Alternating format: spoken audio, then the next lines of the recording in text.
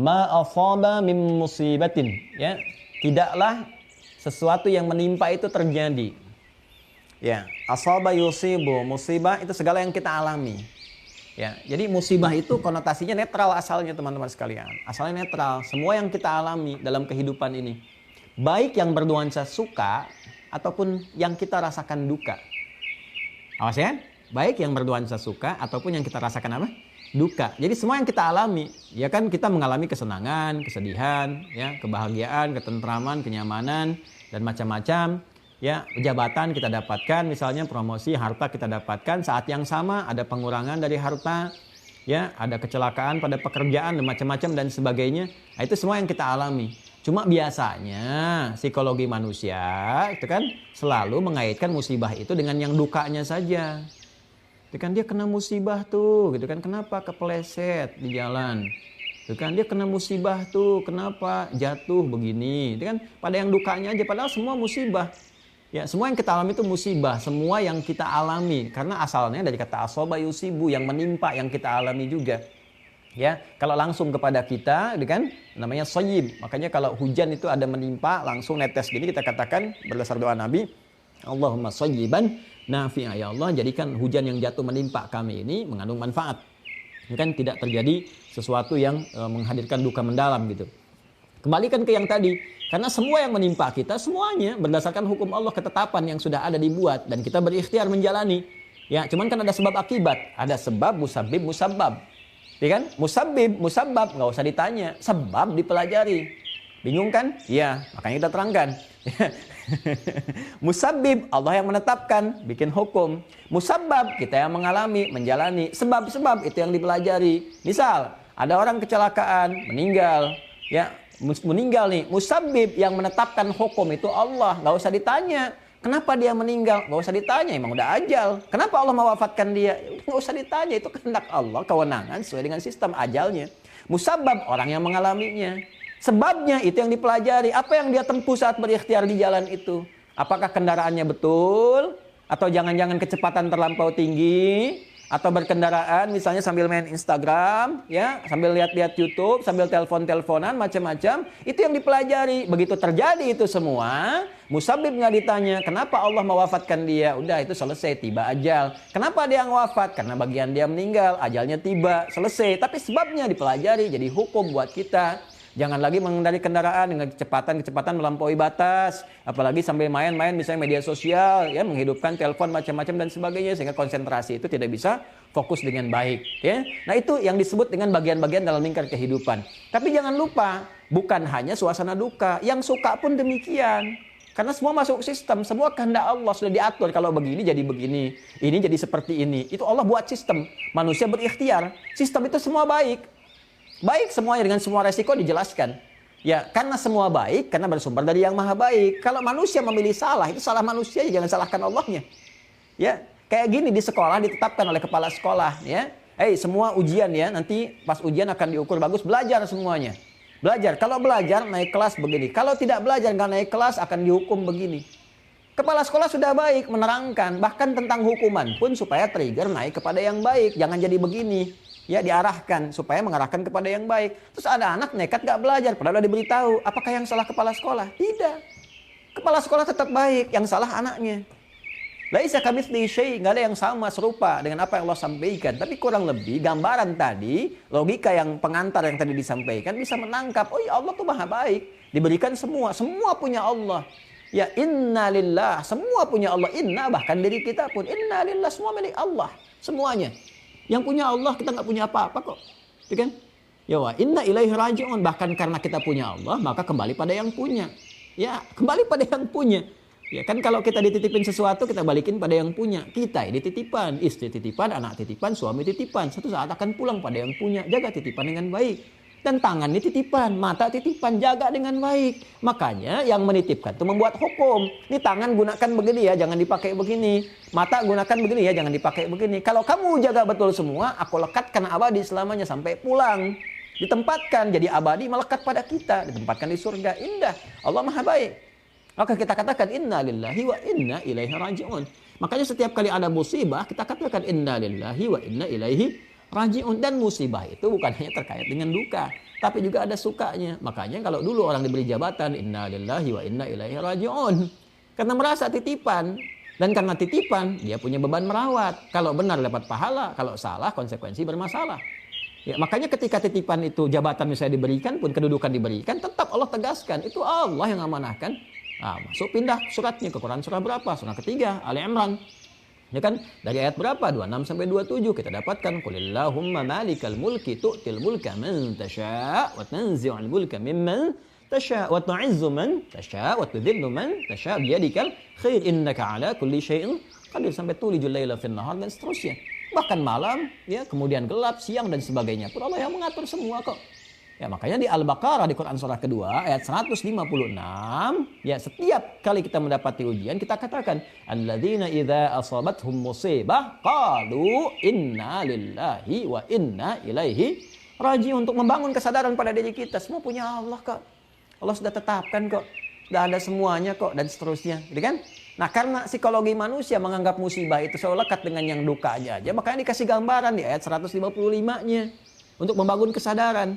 Biasanya lupa kalau ada yang senang, yang ada yang duka saja. Makanya di ayat 155 dicontohkan oleh Allah yang sering menghadirkan duka, lupa untuk bermunajat, lupa untuk menyadari bahwa semua sudah ada sistemnya. Ya, maka di Quran surah kedua ayat 155 Allah berfirman, Al-Baqarah 155, paling kiri sebelah atas. Walanabluwannakum bisyai'. Allah akan uji dalam berkehidupan dengan segala hal. Ini untuk menstimulus sistem kehidupan itu. Ada ragam-ragam ujian, ya, untuk mendorong sistem bekerja, untuk menunjukkan kebenaran nyata bahwa apa yang Allah buat itu Allah telah tetapkan ada manfaatnya, ada maslahatnya untuk kita semua, kan? Walanabluwannakum bisyai' minal khauf, ya, rasa kegelisahan. Ada kan pernah gelisah kan? Ibu gelisah kalau akhir bulan, ya, uang bulanan belum tiba, gelisah kalau anak belum pulang dari sekolah padahal jam waktunya udah pulang, gelisah kalau di kantor belum ada ketetapan tentang jabatan, apakah naik atau enggak, ya kan? Para menteri gelisah dari reshuffle apa enggak gitu kan. Kemudian apalagi para diplomat gelisah jadi penempatan atau enggak, gitu kan? Para birokrat gelisah ada pergantian atau enggak, ya, pedagang gelisah ini kursnya dolarnya naik atau enggak, pengaruh enggak, ada pembeli enggak, ya, covidnya bagaimana ini, tahunannya jadi libur apa enggak sebetulnya gitu kan, macam-macam tuh, semua gelisah. Ya, tapi kan semua kegelisahan itu untuk apa? Untuk mensupport, jadi trigger, jadi katalis supaya ada perencanaan. Dari situ kalau orang benar paham sistem, dia baca di Quran apa nih? Oh, ada surat Al-Insyirah, cari hikmah nih. Oh, apa nih kalau ada begini? Fa idza faragta fansab ila rabbika farghab. Ah, daripada gelisah, bikin status gak jelas, ya baru mendung dikit udah bikin status. Suasana mendung kali ini di Bekasi, ya, begitu gelapnya, nggak ada solusi. Ya, kalau mendung tuh siapkan jemuran angkat. Siapin dalam suasana mendung itu ngapain, zikirnya apa, di rumah ngapain, itu fa idza faragta fansab. Kalau selesai yang kemarin selesai, tuntas, sekarang siapkan lagi. Apa rencana yang mau dibuat? Wa ila rabbika farghab. Itu tawakal deh, kan kita nggak bisa ngatur cuaca. Emang dengan bikin status kemudian mendung selesai? Tidak. Tidak ada, lebih baik kita beramal. Wa qul ya'malu fasarallahu a'malakum. Kerjakan yang positif untuk kita. Nah, itu lebih menenangkan. Keadaan hati yang tenang lapang disebut dengan syarah. Ya, kalau sudah muncul karakternya disebut insyirah, makanya suratnya disebut al-insyirah. Ya, alam nashrah laka sadrak, gitu kan? Bukankah sudah aku lapangkan keadaan jiwamu? Ya, ini khususan pada Nabi Muhammad SAW. Ini karena Rasulnya spesial, Nabinya spesial. Sebelum diminta udah diberikan. Nabi yang lain minta dulu baru dikasih. Dijawab tapi minta dulu. Nabi Musa minta baru dikasih. Apa permintaannya? Ya, Rabbi syrahli sadri. Ya Allah, lapangkan jiwaku, lapangkan hatiku, lapangkan dadaku. Rabbi syrahli sadri, itu doanya Nabi Musa. Ya, wa yassirli amri di surat Thaha itu kan, Rabbi syrahli sadri wa yassirli amri wahlul 'uqdatam min lisani yafqahu qauli. Ya, itu minta Rabbi syrahli sadri, minta dikasih. Nabi Muhammad enggak minta dikasih. Alam nashrah laka sadrak. Nabi Musa, Rabbi syrahli sadri. Nabi Muhammad SAW, alam nashrah laka sadrak. Nabi Musa, wa yassirli amri. Nabi Muhammad, wa nuyassiruka lil yusra. Tuh keistimewaan Nabi Muhammad tuh, Masya Allah gitu kan. Nah, kita bukan Nabi, bukan Rasul, sempurna juga tidak, dan seterusnya, gitu kan. Maka apa yang harus terjadi? Harus berusaha mengatur diri, mengarahkan pada yang baik, beramal pada yang benar. Gimana caranya? Ikuti pedoman sehingga sistem berkehidupan terjaga, nyaman, tenang, tentram, bahagia. Sudah meninggal, selesai. Meninggalnya pun tenang. Ya ayat Tuhan nafsun mutmainnah, selesai. Itulah kehidupan. Ya, jadi kalau kita benar, kegelisahan tuntas. Minal khauf wal ju', lapar. Itu kita cari makan dan sebagainya. Ya, wa naqsim minal amwal, harta mulai berkurang. Wal anfus, ada yang sakit. Itu kan ujian juga, ya kan, sampai meninggal. Wat samarat, hasil kerja keras diambil orang. Ya, diterjemahkan dengan buah-buahan ya. Menurut saya agak kurang detail. Ya, kalau ujian hanya diberikan bagi tukang buah, maka kurang adil karena tukang sayur nggak diuji gitu kan. Harus berkeadilan. Samarat di situ memahaminya pakai balaghah. Ya, pakai majas atau kinayah, kita bisa ambil itu. Artinya apa? Ini tinggi sih, Pak. Quran itu luar biasa tinggi karena berasal dari yang maha tinggi, yang maha agung gitu ya. Samarat itu kan buah, nggak mungkin bisa muncul teman-teman sekalian. Kalau nggak ada pohonnya. Pohon itu dari apa? Dari benih. Jadi ada orang tuh dari benih nanam, dirawat, nanam mangga, nanam padi, macam-macam dan sebagainya. Udah mau metik buahnya, besok mau panen, diambil orang. Kalau diterjemahkan dengan kiasan, konteks kita sekarang, Bapak yang ikut tender, udah siap semua riset, biaya keluar macam-macam, tender berhasil, proyeknya diserobot oleh orang. Itu maksudnya. Wa samarat. Ya wabasyiris sabirin. Ini dia pasangannya. Dalam suasana kita mendapati duka, maka ada sabar. Ini dia nih. Nih sikap hidup proporsional. Ini kalau tahu kita sistem kehidupan, mengerti. Ya, belajar di pedoman hidup di Hudan tentang ujian tuh akan begini. Ujian tuh begini sifatnya. Mengatasinya begini, sistem kehidupan tuh begini, nyari yang halal begini, cara ngatasin setan begini supaya nggak terjebak pada jalan yang salah. Kalau kejebak di sini balik lagi supaya bisa melepaskan jebakan, balik dengan taubat. Ini jadi hidupnya proporsional. Kalau sedang ada duka, dia sabar. Tuh. Sabar tuh bukan diam, sabar tuh solusi. Dia berkontemplasi, merenungkan jalan terbaik untuk mengatasi masalah itu. Ada ujian di rumah tangga, sabar dulu nih. Ya, memang jejak langkah pembuka sabar itu diam sejenak berkontemplasi. Bukan diam membiarkan persoalan, bukan. Udah biarin aja, ntar juga selesai sendiri. Tidak, jadi sekam akhirnya. Akhirnya apa? Ketika terjadi hal lagi di kemudian yang akan datang, ada konflik lebih besar lagi karena yang lain terbawa. Tuh kan, Bapak begini, dulu juga begitu, dulu begitu tuh. Karena nggak selesai. Dibawa lagi.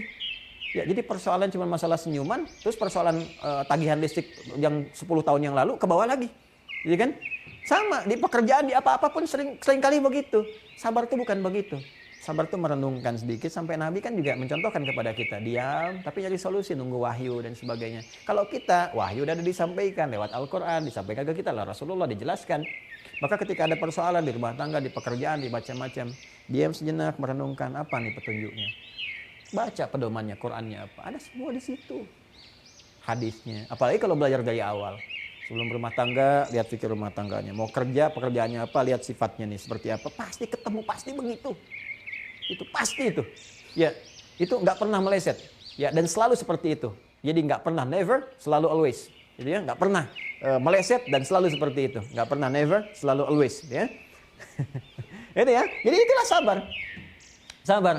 Ya, nanti sama juga begitu ada sesuatu yang melahirkan suka, menyenangkan. Ya, ada proporsional, ada syukur di situ. Syukur. Ya. Kenapa? Karena kita mengerti kalaupun kita dapat berusaha, ikhtiar, dapat jabatan diamanahkan. Ya, kita akan paham. Qulillahumma malikal mulki. Alhamdulillah. Ya, Allah telah menitipkannya kepada saya bukan pada yang lain. Tapi juga inna lillahi wa inna ilaihi raji'un. Kenapa? Karena setiap titipan ini langkahnya cuma 2. Harus dibawa pada yang saleh, nggak boleh salah. Titipan harta, gimana harta jadi saleh? Dikelolanya seperti apa? Lihat petunjuknya. Oh ini nih yang dibawa ke rumah untuk nafkah. Nafkahnya harus begini, nggak boleh bawa yang haram. Maka gunakan jadi proporsional. Oh, kebutuhan di rumah kok cuma sekian. Ada lebihnya, Masya Allah. Kok yang dibutuhkan cuma 10 juta, Allah kasih 100 juta. 90 juta ini buat apa maksudnya yang Allah kasih? Baca lagi petunjuknya. Oh, ada kewajiban zakat. Oh, ada infak. Oh, untuk tabungan masa depan yang umroh, yang haji, yang kita sering berdoa. Ternyata dari sini jalannya. Oh, ternyata saya dulu sering berdoa, ya Allah berikan kesempatan muliakan orang tua saya. Oh, ada infak. Infak itu salah satunya untuk orang tua. Ternyata orang tua bukan dizakati tapi diinfaki. Ya, Quran surah kedua ayat 215. Yas'alunaka madza yunfiqun. Ya, yas'alunaka madza yunfiqun qul ma anfaqtum min khairin falil walidain. Oh, ternyata ini jawaban dari doa-doa yang lalu. Oh, ternyata ini maksudnya Allah berikan saya kedudukan, cuman titipan. Qulillahumma malikal mulki tu'til mulka man tasya wa tanzi'ul mulka mimman tasya. Dilantik sekarang, 2 bulan kok tiba-tiba direshuffle. Dilantik sekarang, setahun kemudian kok sudah berganti. Dilantik sekarang, yang lain kok yang dapat promosi. Ini yang diberitakan dan nyebar-nyebar kartu nama. Ternyata salah lantik. Yang lain yang harusnya jadi. Nah itu tuh. Makanya kalau kita sikapnya proporsional, tahu kita nggak akan macam-macam. Dititipkan kedudukan supaya soleh. Buat kebijakan yang baik, yang bermanfaat, yang berkehidupan, ya dalam level-level tertentu, berbangsa, bernegara, bermasyarakat supaya rakyat tenang, nyaman, baik, di keluarga supaya anggota keluarga baik. Ya kalau untuk pribadi masih single, ya, maka biar kebijakan yang baik supaya pribadi terbawa pada yang baik dan sebagainya. Ini jalannya. Ilmu juga begitu, bukan untuk menyimpang, bukan menggunakan ilmu untuk rekayasa tertentu. Ya, termasuk ilmu agama. Jangan sampai dititipkan ilmu, digunakan fatwanya hanya untuk nyari dunia. Dikreasikan fatwa sesuai kepentingan-kepentingan materi, ya itu nanti masuk jalur yang salah. Semua sama, baik ilmu, harta, kedudukan, plus tenaga. Kan 4 ini yang kita pakai dalam menjalani sistem kehidupan. Kalau nggak pilih ilmu, passionnya turun ke bawah, pengajar, dosen, ilmuwan, macam-macam, atau juga harta, pebisnis, pedagang, apapun namanya, gitu kan. Kemudian juga kedudukan, jabatan, apapun profesinya, mulai dari presiden sampai macam-macam, sampai turunan, sampai presiden direktur, komisaris, macam-macam, ya. Nah, dan seterusnya sampai yang keempat, tenaga. Tenaga mau dipakai apapun, kan manusia yang memberikan nama. Ya, tapi pada akhirnya kita yang berkreasi, mau yang di masjid, ya azan pakai tenaga kan, mau yang di pasar pakai tenaga, macam-macam. Itu manusia aja yang pilih dengan nama-nama tertentu. Pada akhirnya kita yang menjalani. Jangan sampai salah jadi apapun, karena kita cuma menjalani ini sampai meninggal. Begitu meninggal selesai deh, gelar manusia nggak ada lagi. Makanya apapun yang ditetapkan, kalau kita tahu hukum ini, proporsional hidup kita. Innalillahi wa inna ilaihi raji'un. Semua kembali kepada Allah, ya kan? Dan semua Allah yang tetapkan, dan kita akan proporsional. Kenapa? Ya, karena ma asaba min musibatin fil ardi wala fi anfusikum illa fi kitabim min qabli an nabraha. Inna dzalika 'ala Allahi yasir. Ya kan? Karena semua yang terjadi itu Allah Maha tahu. Dan pengetahuan Allah itu meliputi segalanya. Untuk membuktikan itu semua tercatat di Lauh Mahfuz. Itu kitab yang jelas. Ya, fi kitabin min qabli an nabraha. Jadi pengetahuan Allah sudah menjangkau semuanya untuk membuktikan bahwa Allah Tuhan yang hak, mengetahui semuanya, terdokumentasikan dalam kitab Lauh Mahfuz. Nanti kitab ini akan mengonfirmasi apa yang telah kita kerjakan, dicatat oleh malaikat. Jadi malaikat pun sadar, malaikat nggak tahu apa-apa kecuali Allah yang telah tetapkan. Malaikat akan mengagungkan Allah. Saya diberi tugas, kata Rakib, kata Adi, nyatat, ternyata Allah sudah Maha tahu segala yang dicatat. Sama antara yang dihisab kitab catatan malaikat dengan yang telah Allah tetapkan dengan pengetahuannya, Allah Maha tahu tadi, sama persis. Sama. Tapi memahami itu dalam konteks berkehidupan kita nggak tahu. Karena nggak tahu, kita berikhtiar. Gitu. Karena hukum Allah pun menetapkan ikhtiar. Ya, pengetahuan Allah itu berlaku pada ikhtiar kita tadi itu. Jadi Allah sudah tahu apa yang akan kita kerjakan. Cuman kan karena kita nggak tahu. Kita nggak paham, kita nggak ngerti. Ya kan? Dari awal sampai ke akhir. Tapi Allah beri jalan lewat kitab. Nih yang kamu tempuh nih begini. Resikonya akan seperti ini. Kita menempuh itu dengan ketidaktahuan kita, diberi petunjuk. Tempuhlah yang soleh, jangan kerjakan yang salah. Resiko begini. Apa yang akan kita kerjakan Allah sudah tahu lebih dulu. Terdokumentasikan. Nanti dikonfirmasi antara kitab yang dicatat oleh malaikat saat kita kembali kepada Allah dengan apa yang telah Allah ketahui yang disampaikan untuk menunjukkan keagungan Allah dengan sifat alimnya. Maka di situ kita sadar bahwa apa? Likaila ta'sau 'ala ma fatakum wa la tafrahu bima atakum. Ini proporsional. Jangan terlalu banyak berduka kalau mengalami sesuatu. Ya kan? Kenapa? Karena kita sudah wajar zata. Oh, ini maksudnya begini, hikmahnya begini, ya kan? Dan Allah Maha tahu dengan segalanya ini. Makanya kalau ada sesuatu yang hilang, ke masjid, mau tobat, mau soleh, mau baik, pulang-pulang sandal hilang, cari dulu. Cari gitu kan? Dan dicari lama-lama nggak ada kan? Maksudnya apa? Mungkin ada harta saya yang dulu nggak tepat, ya kan? Harta saya yang dulu mungkin menyertakan yang haram. Maka Allah nggak suka ketika saya mau jadi baik, yang soleh, yang salah masih ada yang melekat, yang haram masih ada. Maka pelan-pelan dihilangkan. Begitu sadar, sedang duduk, tiba-tiba Allah kirimkan datang DKM. Kenapa Pak? Nggak apa-apa Pak, ini lagi nunggu aja pulang. Kok belum pulang? Iya mau pulang. Kok alas kakinya kemana? Ya justru itu tadi nyari-nyari nggak ketemu. Udah carikan sana. Masya Allah ganti yang baru. Kalau datang pakai sendal jepit tadi kan, dibelikan sendalnya sendal bagus itu macam-macam. Baru lagi dan dari yang halal. Masya Allah ya. Dan banyak hal gitu, banyak hal yang terjadi. Kalau kita sadar dengan semua itu, maka kehidupan proporsional. Itulah qada dan qadar. Jadi menjalani hidup itu nanti santai saja, nikmat, tenang.